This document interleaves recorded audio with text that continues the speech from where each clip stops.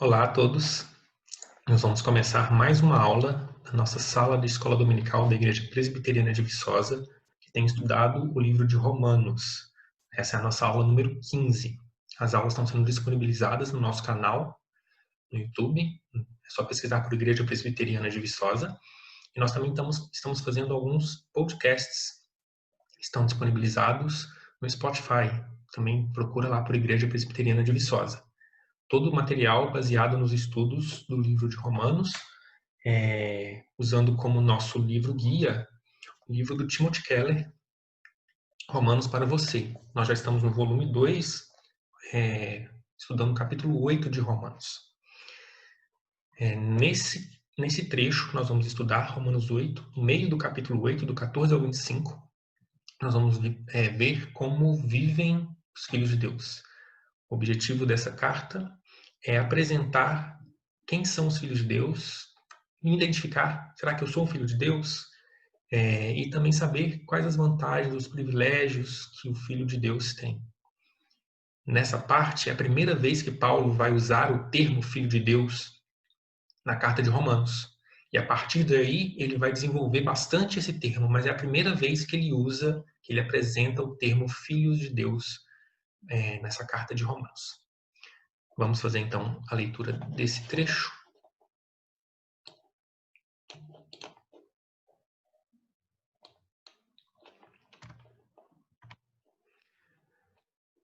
Ok. Todos os que são guiados pelo Espírito de Deus são filhos de Deus. Pois vocês não receberam um espírito que os escravize para novamente temer, mas receberam um espírito que os adota como filhos, por meio do qual clamamos Abba, Pai. O próprio Espírito testemunha ao nosso espírito que somos filhos de Deus. Se somos filhos, então somos herdeiros, herdeiros de Deus e co-herdeiros com Cristo. Se de fato participamos dos seus sofrimentos, para que também participemos da sua glória. Considero que os nossos sofrimentos atuais não podem ser comparados com a glória que em nós será revelada. A natureza criada aguarda com grande expectativa que os filhos de Deus sejam revelados, pois ela foi submetida à futilidade, não pela sua própria escolha, mas por causa da vontade daquele que a sujeitou, na esperança de que a própria natureza criada será libertada da escravidão, da decadência em que se encontra, para a gloriosa liberdade dos filhos de Deus. Sabemos que toda a natureza criada geme até agora, como em dores de parto. E não só isso, mas nós mesmos, que temos os primeiros frutos do Espírito, gememos interiormente, esperando ansiosamente nossa adoção como filhos, a redenção do nosso corpo. Pois nessa esperança fomos salvos. Mas esperança que se vê não é esperança. Quem espera aquilo que está vendo? Mas se esperamos o que ainda não vemos, aguardamo-lo pacientemente. Como o texto vai falar sobre adoção de filhos, nós vamos explorar um pouco o conceito de adoção de filhos. Para os judeus, esse termo não era tão familiar, não era uma coisa do cotidiano deles, mas para os romanos, população de onde estava a igreja que Paulo está escrevendo, era muito comum, eles estavam bem familiarizados com esse conceito. E o conceito de adoção como filhos de Deus está bem amarrado com a ideia de adoção de filhos dos romanos. Então, vamos ver um pouco como funcionava isso. Normalmente, a adoção era feita por um homem adulto, abastado, ou seja, tinha posses, ele tinha uma herança para passar para frente e que não tinha herdeiros gerados por ele. Normalmente, esses homens, então, eles escolhiam alguém para adotar. Podia ser criança, podia ser jovem, adulto, ele podia usar o critério que ele quisesse. Mas ele escolhia essa pessoa e então essa pessoa passava a ser considerada filho desse homem. E como filho, né, como filho adotado, essa pessoa que foi escolhida tinha suas dívidas e as suas obrigações legais saudadas. Então, como ele era abastado, ele resolvia as questões legais, as dívidas que essa pessoa tivesse. Ele também recebia um novo nome, se tornava herdeiro de tudo que o pai possuía. Então, ele herdava o nome e as posses do pai que o adotou. O seu novo pai passava a ser responsável pelos seus atos. Então, se ele tomava atos inconsequentes, se cometia crimes, se era perverso, o pai era responsável por isso. O pai se responsabilizava pelas atitudes daquela pessoa que foi adotada. Em contrapartida, essa pessoa que foi adotada, jovem ou criança que foi adotado, passava então a ter a obrigação de honrar e satisfazer a vontade do pai, desse pai que o adotou. Bem, entendidos desse conceito, vamos para o texto. A primeira parte do texto vai trazer para a gente essa questão. Quem são, então, os filhos de Deus? E o texto já começa bem claro. Os que são guiados pelo Espírito de Deus são os filhos de Deus. Ou seja, se você tem o Espírito de Deus, se você recebeu o Espírito de Deus, você é então um filho de Deus. Se você é um filho de Deus, você tem o Espírito em você. A resposta é essa e a gente não precisa ficar dando muita volta. Mas a gente pode entender algumas coisas a mais. Esse termo usado, guiado, ele pode ser interpretado de forma errada. Pode ser considerado como uma ajuda para tomar decisões. Você poderia entender que o Espírito está te guiando para tomar as decisões do dia a dia. Qual curso eu vou escolher? Qual emprego? Para que cidade eu vou me mudar? Se eu preciso escolher uma cidade para me mudar, o Espírito vai me ajudar, ele vai falar comigo e vai me ajudar a tomar essa decisão. Eu vou ser guiado pelo Espírito. Se eu preciso escolher um companheiro, um namorado, uma namorada, eu vou orar e o Espírito vai me guiar a tomar essa decisão. É certo que o Espírito de Deus nos ajuda a entender e a compreender as nossas decisões do dia a dia, mas não é isso que esse texto de Romanos está dizendo. Percebam que o versículo não começa aqui, essa frase não começa aqui, começa no versículo anterior, da aula anterior. Mas vamos resgatar esse versículo para a gente entender esse conceito. Então, olha, o versículo 13 fala: pois se vocês viverem de acordo com a carne, morrerão. Mas se pelo Espírito fizerem morrer, os atos do corpo viverão. Então, o que o Espírito está fazendo ao nos guiar, na verdade, é nos orientar em como fazer morrer os nossos atos do corpo. O Espírito está nos ajudando a compreender como fazer como mortificar o nosso corpo, né? E deixar de ter esses atos, essas obras da carne. Então, ser guiado pelo Espírito é seguir o que o Espírito nos orienta no sentido de odiar o que o Espírito odeia. Se o Espírito odeia o pecado, eu vou também odiar o pecado, odiar as obras da carne e vou fazer mortificar isso no meu dia a dia. Então, esse é o significado do ser guiados pelo Espírito aqui nesse texto.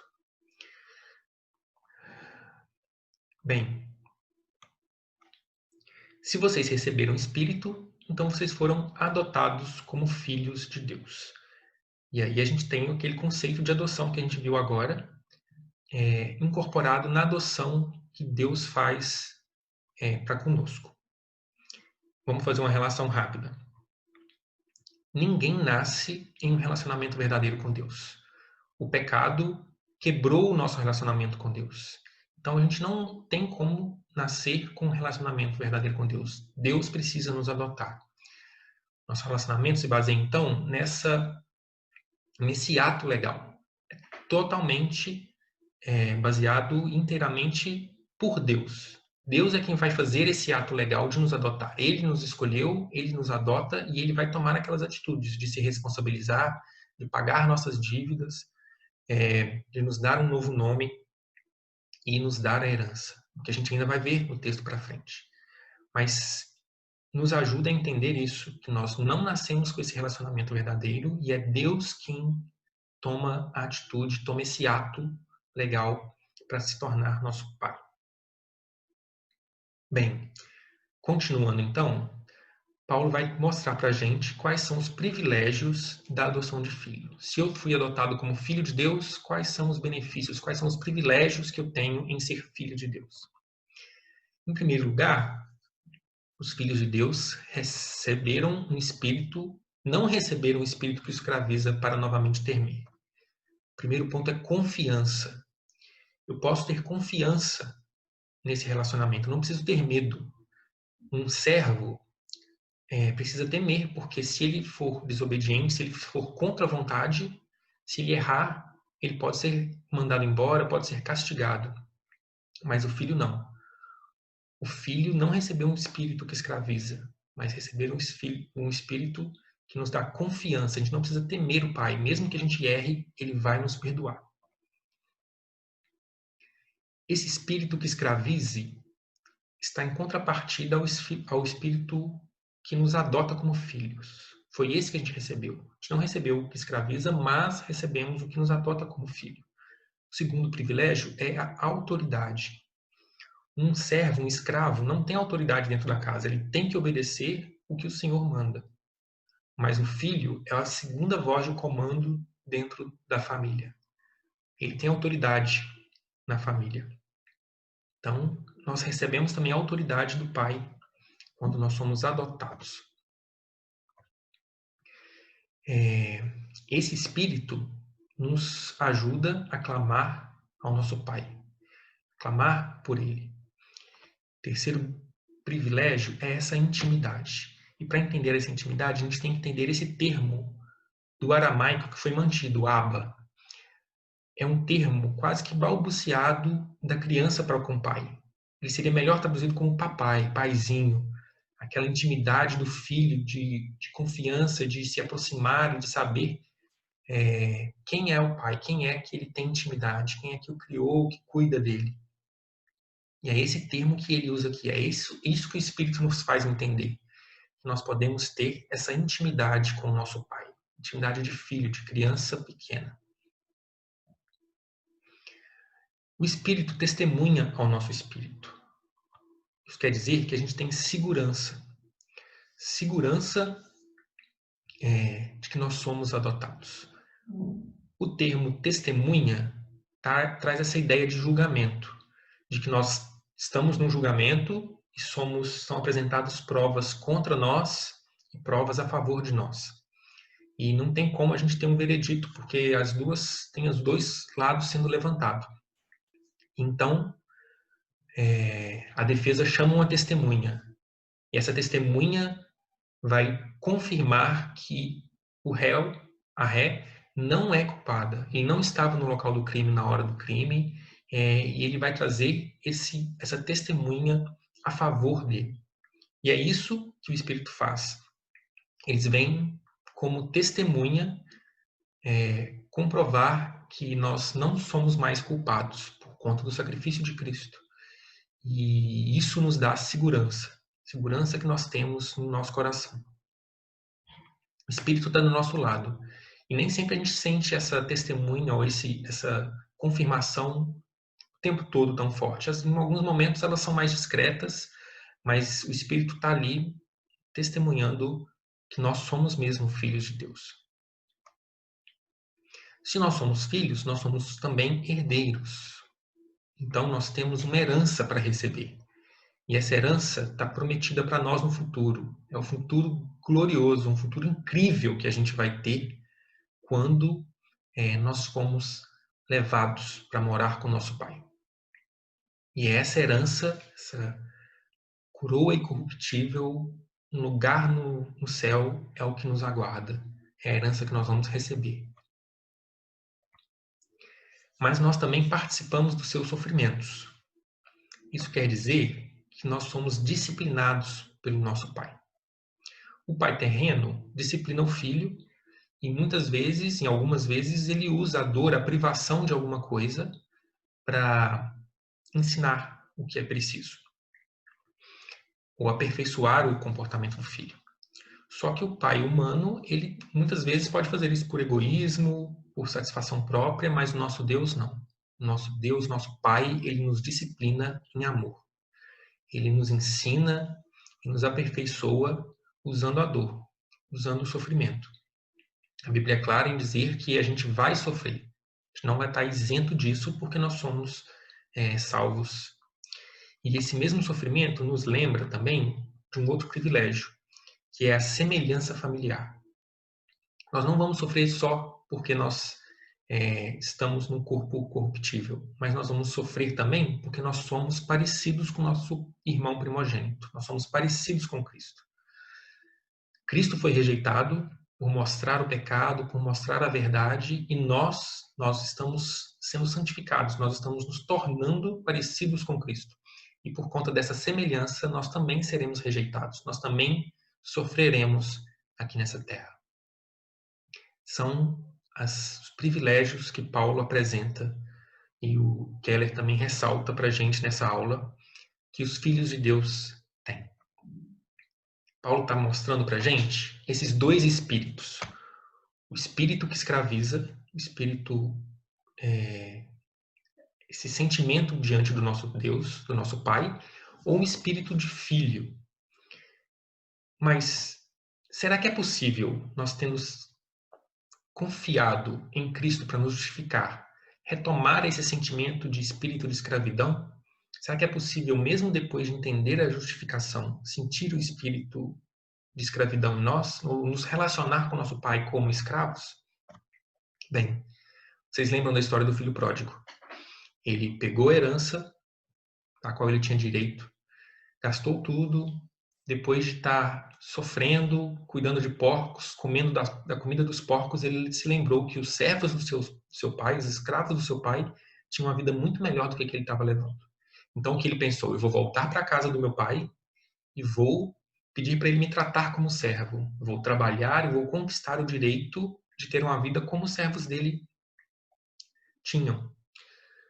Então, mesmo sendo filho, ele voltou com a esperança de ter um relacionamento de servo, de escravo com seu pai. E a gente sabe que não foi assim. O pai o recebeu como filho, não como servo.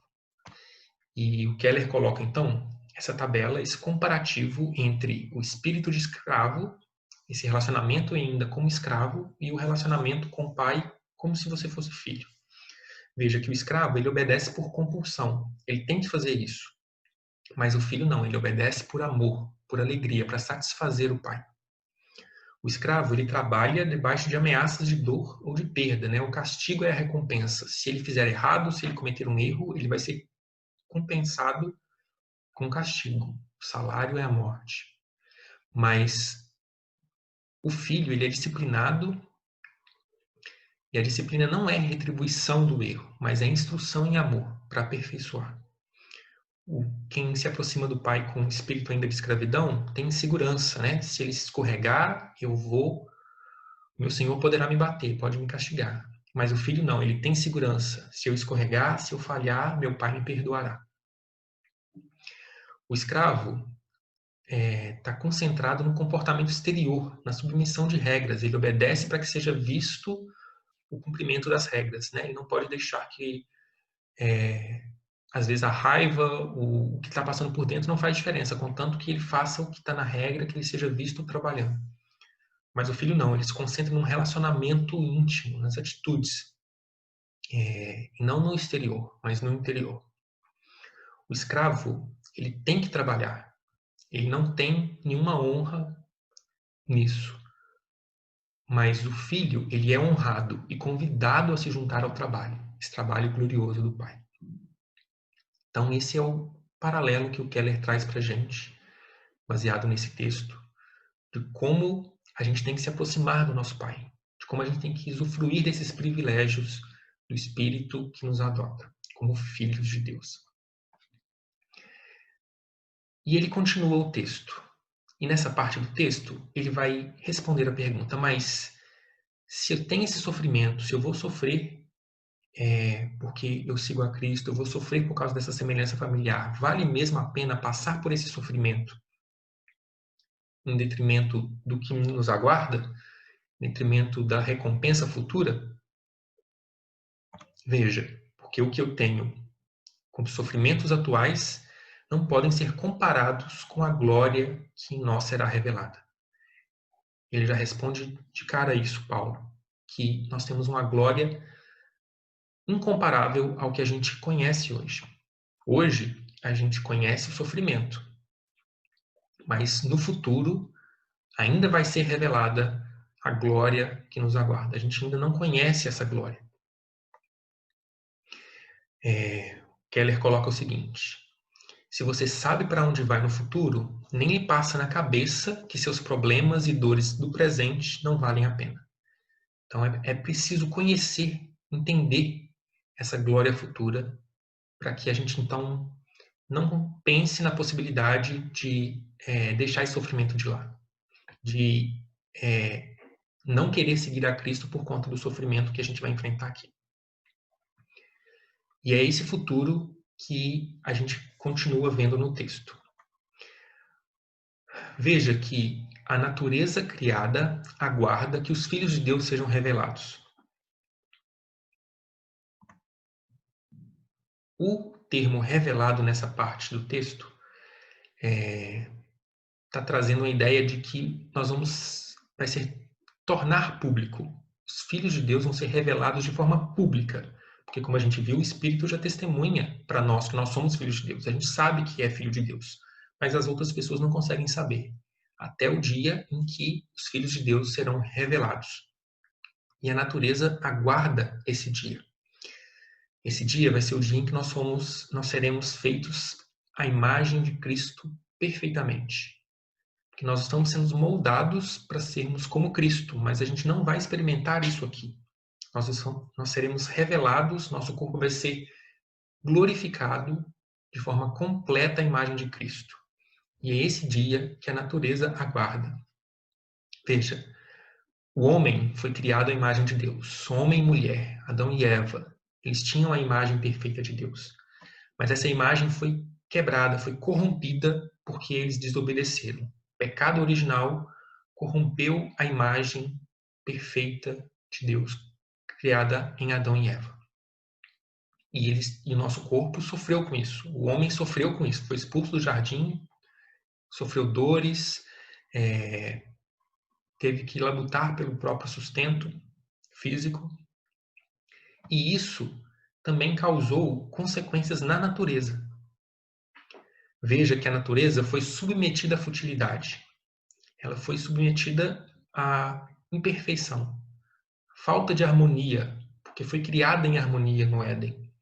E não foi por vontade própria da natureza, mas foi porque Deus, aquele que o sujeitou, que sujeitou a natureza, fez com que a natureza sofresse também em consequência do pecado do homem. Mas veja, Deus não fez isso sem se basear na esperança de que as coisas mudariam. Ele já tinha um plano desde a criação do mundo. Que a própria natureza será libertada da escravidão, da decadência em que se encontra, para a gloriosa liberdade dos filhos de Deus.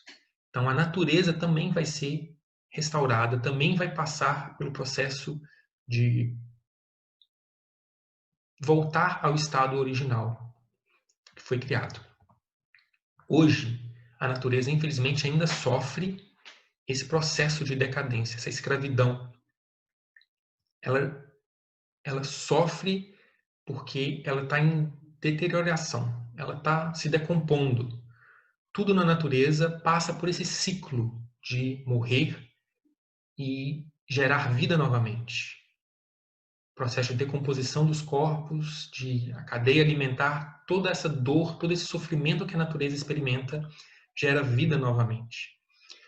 Por isso, a natureza geme. A natureza criada geme como em dores de parto. Mas ela geme pelas dores, pelo sofrimento, mas ela nos mostra essa esperança de gerar vida novamente. A natureza é um exemplo para a gente. E quando a natureza for restaurada, junto com a revelação dos filhos de Deus, ao invés da inutilidade da natureza, da futilidade, vai haver satisfação. Imagina que o que a gente vê hoje, a maravilha que é o céu, a força das montanhas, o privilégio que é o mar, a grandeza, a beleza que a gente vê, tudo isso é a forma inutilizada, corrompida, não harmônica da natureza. Imagina a satisfação e a glória que vai ser quando tudo isso for restaurado. Ao invés de degeneração, vai haver força e novidade. Tudo hoje envelhece, apodrece, morre. Mas quando isso quando a natureza for restaurada, não vai haver mais deterioração, tudo vai ser belo e harmônico para sempre. E em lugar de dor, só vai ter alegria, não vai ter mais sofrimento. E é por isso que a melhor metáfora para o atual estado da criação é o parto. As dores não são sem sentido, não são em vão, porque o mundo está dando luz a uma nova versão de si mesmo. Isso é o que o Keller coloca no livro para gente. Que as dores do parto são uma ótima metáfora porque a dor existe para trazer a vida. E isso é Paulo nos avisando, nos mostrando que até a natureza nos ajuda a responder essa pergunta. Vale a pena o sofrimento do dia presente, do presente? Sim. Vale a pena o sofrimento que a gente passa porque a gente aguarda o dia em que os filhos de Deus serão revelados. Mas não só isso.